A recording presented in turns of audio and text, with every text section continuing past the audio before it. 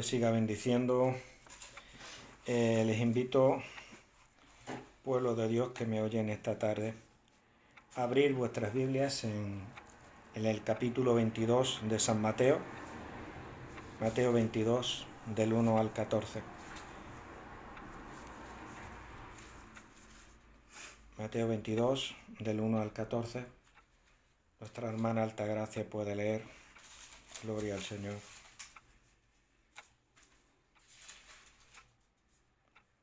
Respondiendo Jesús, les volvió a hablar en parábola diciendo: El reino de los cielos es semejante a un rey que hizo fiesta de bodas a su hijo, y envió a sus siervos a llamar a los convidados a las bodas.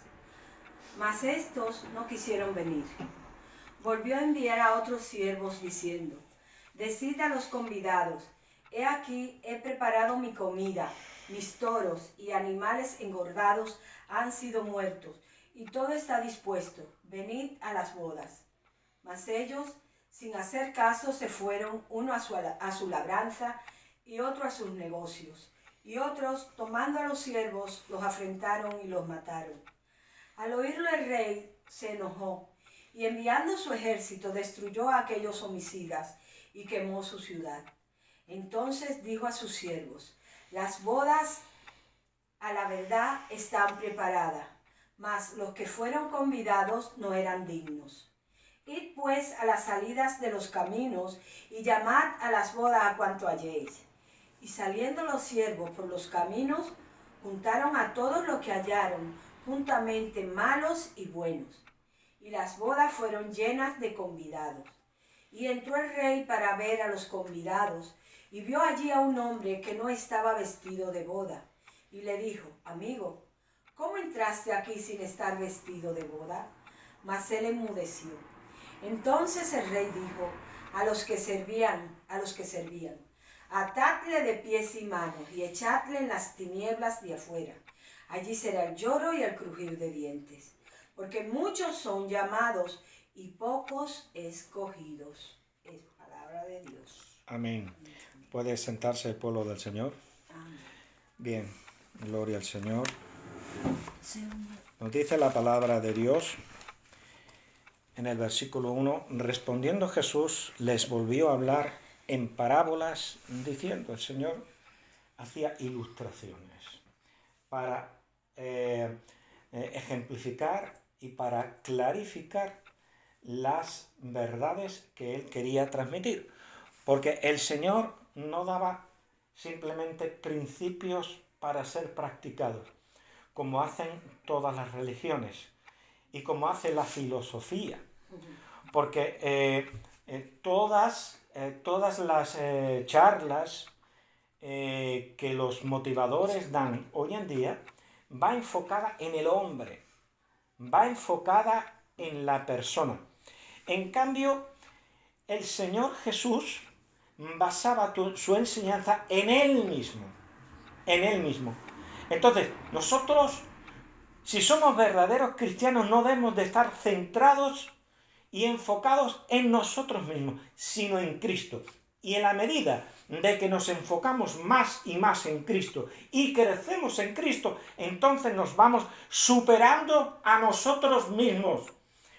A la medida en que la imagen de Cristo se va formando en nosotros. Entonces, ¿qué nos dice aquí el Señor? Dice, respondiendo Jesús les volvió a hablar en parábolas diciendo: El reino de los cielos es semejante a un rey que hizo fiesta de bodas a su hijo. Nos está hablando de un banquete. ¿Y qué es un banquete? Es una comida espléndida, es una comida abundante, es un festejo. Y aquí esto nos indica que Dios es el provisor. Dios es el provisor de todas las cosas, tanto de los bienes espirituales como de los bienes materiales. Todo lo recibimos de su mano. Entonces, Dios es el provisor para el goce y el disfrute de sus hijos. Es decir, no nos ha preparado simplemente una comidita con unos aperitivos, ¿verdad? Ni muchísimo menos, una picadera, como dicen en Dominicana, sino que nos ha preparado todo un banquete. Aleluya. Un banquete de bendiciones. Amén. Un banquete, una comida abundante, espléndida, generosa. Eso es lo que nos ha preparado el Señor. Y esto constituye un festejo. Es algo que se come con alegría, igual que en una boda. Estamos contentos de que un hombre y una mujer, amigo nuestro, hemos sido invitados por ellos. Ahora resulta que contraen matrimonio. Estamos todos exultantes, gozosos y comemos con alegría, porque nos identificamos y nos alegramos con esa nueva pareja, con ese nuevo matrimonio. Entonces, Dios le ha dado a su hijo una novia. Y la novia es la iglesia. La novia es el pueblo de Dios. Y también una provisión de vida eterna para esa novia. Porque se ha casado con Cristo, la novia se ha casado con Cristo, la iglesia, por toda la eternidad. Aleluya. No hay divorcio. Amén. No hay divorcio, no hay fracaso, está todo controlado por el Señor. Y por lo tanto, es una provisión de vida eterna para la novia. ¿Y qué nos dice el versículo 3 y 4? Vamos a leerlo. Y envió a sus siervos, estaba todo preparado.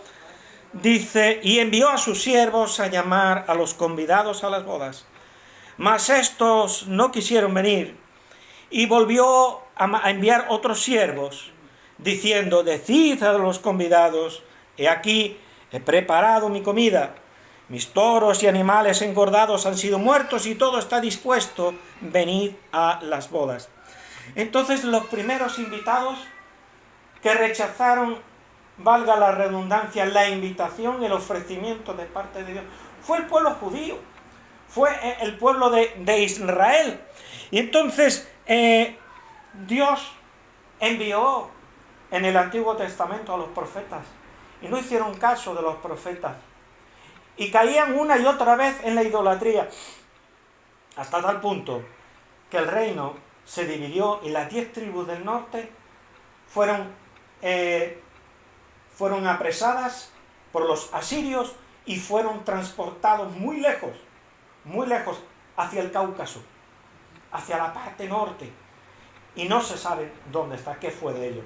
Y quedaron solamente 2 tribus, el reino del sur, el reino de Judá, que fue apresado por los babilonios.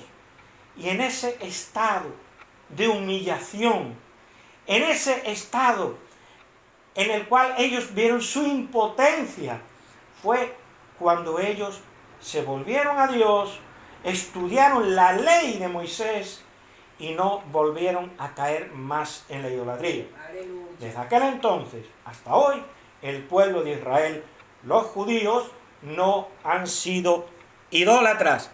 Aleluya. Pero en la época del Señor Jesús, Dios les envió Juan el Bautista.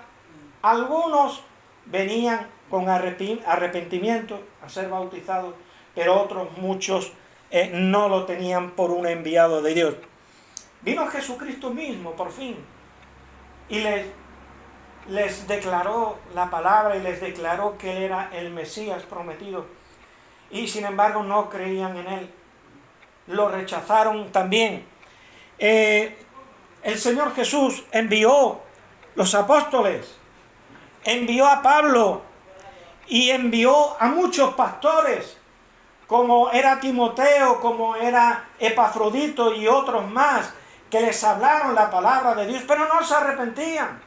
No querían ir a las bodas que había preparado el Padre Celestial para su Hijo Jesucristo. No querían formar parte de esa novia que se debía de casar con el Señor. Versículo 5. ¿Cuál fue la reacción? Mas ellos, sin hacer caso, se fueron, uno a su labranza y otro a sus negocios. No hicieron caso. Qué triste, no hicieron caso, no quisieron, no apreciaron el valor de la salvación ofrecida.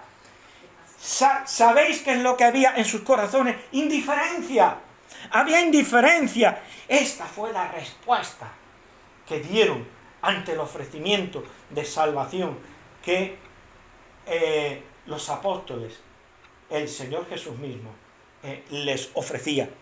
Entonces, esa indiferencia es la que lleva a la condenación del mundo. El mundo se condena porque es indiferente ante el ofrecimiento del mensaje de salvación. Esa es la razón por la cual este mundo se va a la perdición, se va a la condenación, porque es indiferente ante el ofrecimiento del Evangelio.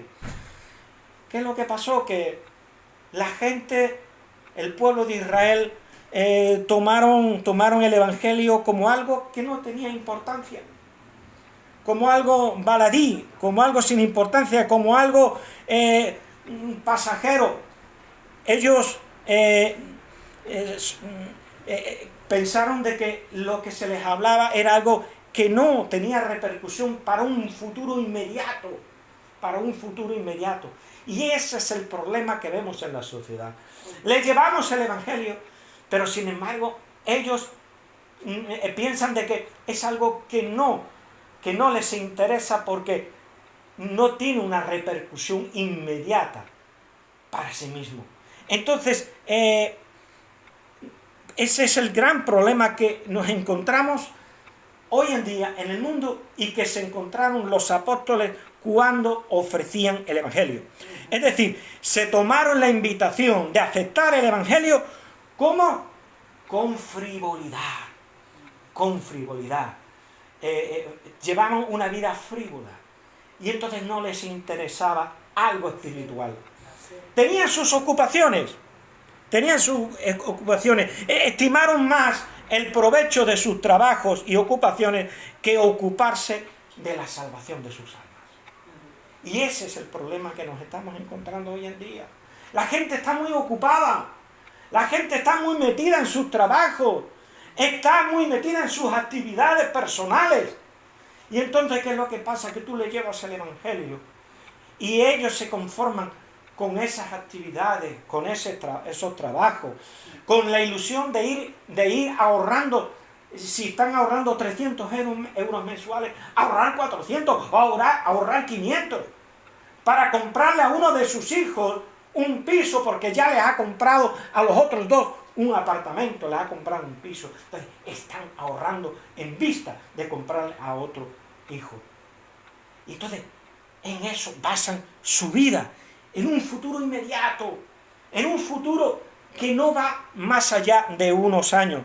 Entonces, precisamente esas ocupaciones eran y son el estorbo que obstaculizaba el ocuparse de sus almas. Y ese es el gran problema con el cual chocamos cuando predicamos el Evangelio, cuando damos nuestro testimonio a las personas inconversas, con la ilusión de que se conviertan, de que conozcan al Señor. Entonces, hermanos, habían hecho de sus ocupaciones, ¿qué habían hecho? Su Dios, idolatraban sus ocupaciones, tanto en la época apostólica como ahora, exactamente igual. Entonces, que nuestras ocupaciones, que nuestras actividades no se apoderen de nuestras almas, viniendo a ser la razón de nuestro vivir, ni muchísimo menos. No podemos nosotros, como creyentes, involucrarnos tanto en este mundo, en las cosas de este mundo, en nuestros trabajos, en nuestras ocupaciones personales. Una vez que ya hemos acabado de trabajar, ahora resulta que nos vamos con unas amigas a hacer no sé qué y a hacer no sé cuánto. Cuidado, que yo no estoy en contra de que las hermanas tengan sus amigas y que se reúnan a veces, pero no podemos hacer de eso algo que esté obstaculizando a nuestra relación con el Señor, ni muchísimo menos. Tenemos que aprovechar esas actividades precisamente para pescar almas para Cristo. Os haré pescadores de hombres. Somos pescadores de almas. Gloria al Señor. ¿Qué nos dice dice el versículo 5, mas ellos sin hacer caso se fueron uno a su labranza y otro a sus negocios. Y versículo 6 dice, y otros, tomando los siervos, los afrentaron y los mataron. ¡Qué tremendo! Pues bien, la persecución a los siervos de Cristo hace culpable a las naciones. ¿Qué pasó con Judea en el año 70? Que fue destruida. Fue destruida, ¿por qué? Porque no aceptaron a aquel que llevaba la paz a los corazones. Y fueron tan insensatos que se rebelaron y que se enfrentaron una hormiga a un elefante, al Imperio Romano, la gran potencia de la época. ¿A quién se le ocurre? ¿Dónde estaba el entendimiento del pueblo judío rebelarse contra aquel imperio tan tremendo? ¿Qué es lo que pasó? Que Dios permitió que aquella dureza de corazón, de haber cerrado su corazón a Cristo, que era el príncipe de paz, al final, ¿qué es lo que pasó? Porque vinieron los romanos, ellos que se habían llenado de soberbia y de altivez, se habían rebelado y fueron destruidos. Entonces, Judea en el año 70. ¿Pero qué pasó con Roma cuando persiguió a los cristianos? Aquella civilización colapsó y los bárbaros del norte, los pueblos del norte invadieron el imperio y lo fragmentaron, destruyeron aquella civilización. ¿Qué pasó con España? España, en su dominio no se ponía el sol. Dijo Felipe II, y sin embargo, ¿a qué se ve reducida? A su propio territorio, y aún todavía se sigue fragmentando todavía más. Que nos lo digan a nosotros que vivimos en Cataluña. Entonces, estamos cosechando lo que hemos sembrado. ¿Qué pasó con la URSS? Una gran potencia nuclear, una nación o un estado que llegó a industrializarse de la manera más rápida que conoce la historia. Fue la industrialización más rápida que ha conocido la historia, la industrialización de la Unión Soviética. Producían de todo y sin embargo cayó. Aquella economía colapsó, aquella economía se estancó, ya no sabían para dónde tirar y entonces aquello cayó por su propio peso. No fue invadida por los Estados Unidos al que tanto temía, no, que cayó por sí misma, por su propio peso, y toda la Europa del Este. ¿Qué es lo que queda de los antiguos países socialistas? No queda nada prácticamente. Corea del Norte, queda Cuba, y ya está. Y ahí solamente. ¿Y qué es lo que hay aquello? Pues eran naciones en las cuales se enseñaba el ateísmo como asignatura obligatoria en los colegios. Y donde se llevaban los niños a las salas de actos, al salón de actos de los colegios, y desde la parte superior les decían a los niños invocar a Dios que tire caramelos. Y resulta de que ahí no caía ningún caramelo. Y después resulta de que un profesor desde la parte alta les decía decir Padrecito Stalin, danos caramelos. Y cuando los niños, Padrecito Stalin, danos caramelos, les tiraban caramelos. Estaban idolatrando un hombre. Aquel sistema cayó, colapsó, cayó. Entonces, versículo 7 que dice, vamos a leer otra vez el 6, y otros tomando a sus siervos los afrentaron y los mataron. Al oírlo el rey se enojó y enviando sus ejércitos destruyó a aquellos homicidas y quemó su ciudad. Llegó el general romano Tito y destruyó su ciudad, destruyó Jerusalén, y durante casi 2000 años los judíos fueron dispersos por todas las naciones de la tierra, hasta que ya por fin, en el año si no me falla la memoria, 1949, se constituyó, 45. se constituyó otra vez como un Estado libre e independiente. De 45. Bien, pues entonces durante casi 2000 años estuvieron exiliados y repartidos entre todas las naciones. Cosecharon los que sembraron. No quisieron recibir al príncipe de paz y pusieron a otro que vino en su propio nombre. ¿Qué es lo que pasó? Que vino la destrucción y la ruina. ¿Qué dice aquí la palabra?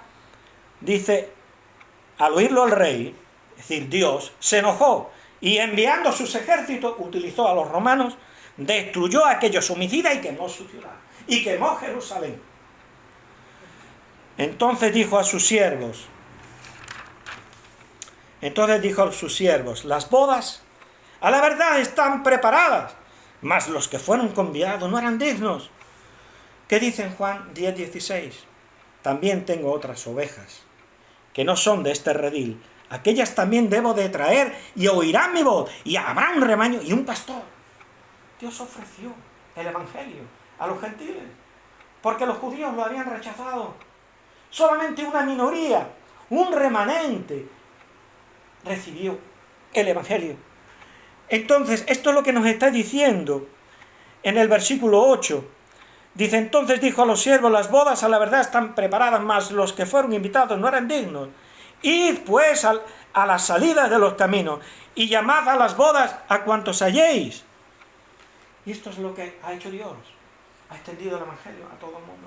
Porque por la dureza del corazón del pueblo judío ha venido la salvación al mundo. Y entonces, ¿qué nos dice el versículo 10? Y saliendo los siervos por los caminos, juntaron a todos los que hallaron, juntamente malos y buenos, y las bodas fueron llenas de convidados. Entonces, por la predicación del Evangelio, se junta mucha gente.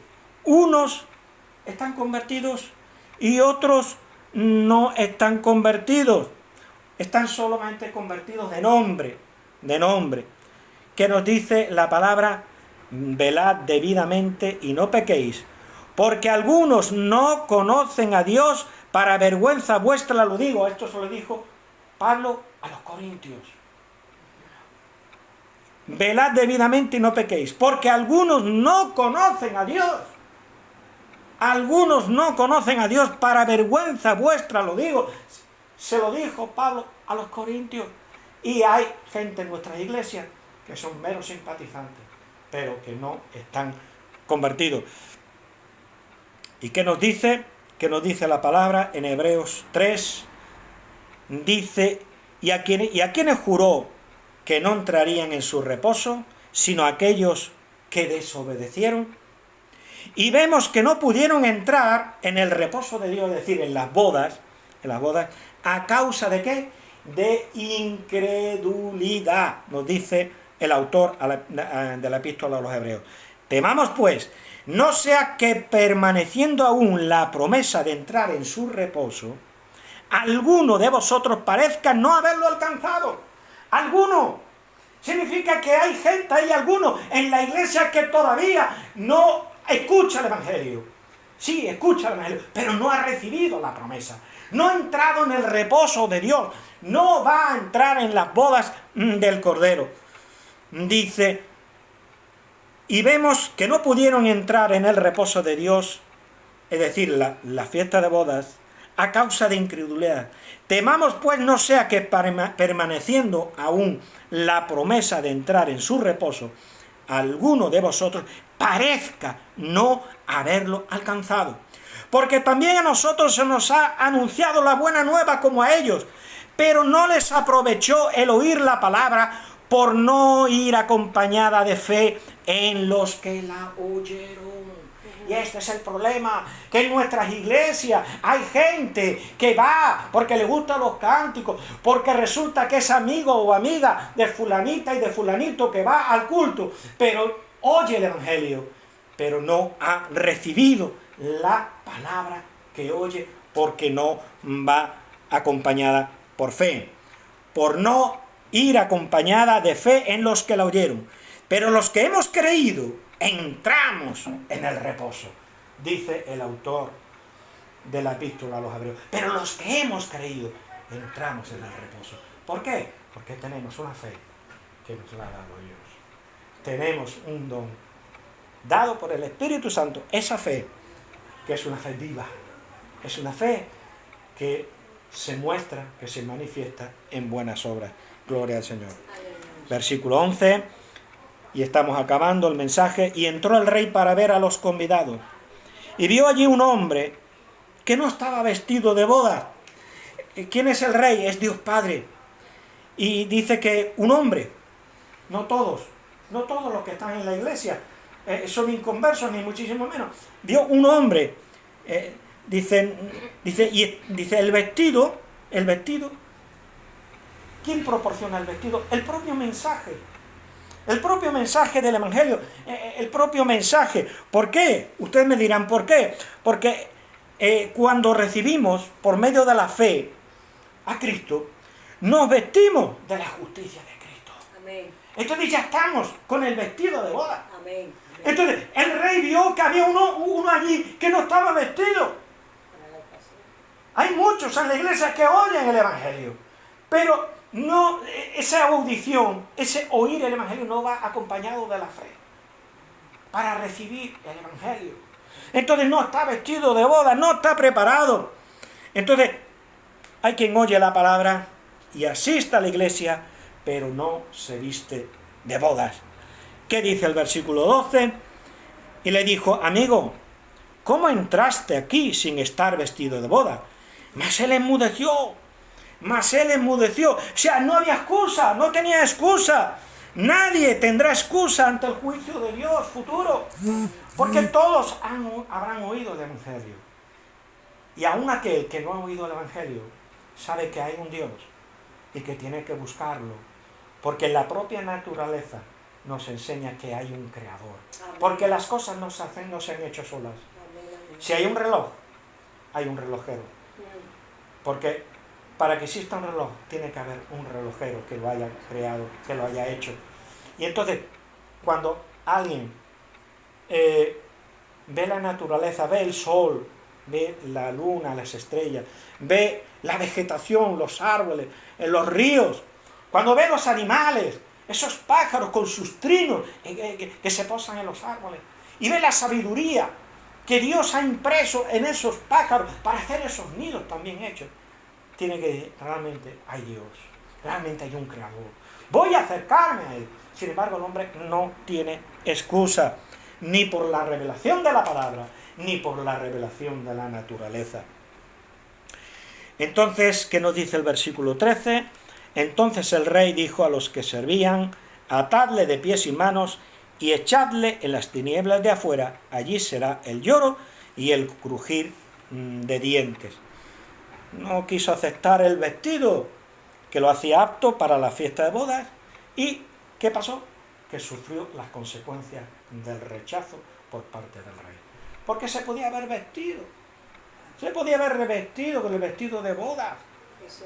Porque cuando alguien oye la palabra del Evangelio, es revestido de Cristo. La justicia de Cristo reviste a esa persona. Entonces, ¿qué nos dice el versículo 14? Dice: mas muchos son llamados y pocos escogidos. Entonces, esto significa de que Dios quiere que todos oigan el Evangelio. Muchos son llamados, pocos escogidos. ¿Qué significa? Que pocos reciben el Evangelio. Una de las características de la verdadera iglesia es que no son multitudes. La verdadera iglesia siempre ha sido y será una minoría. Si buscáis la verdadera iglesia, no busquéis las grandes organizaciones, ni muchísimo menos. La verdadera iglesia siempre será un pequeño rebaño.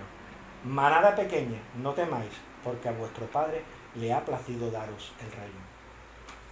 Ancho es el camino que lleva a la perdición y pocos son los que la hallan. ¡Pocos! La iglesia son pocos. Somos poquitos. La iglesia siempre será un rebaño pequeño. Que el Señor le siga bendiciendo. Amén.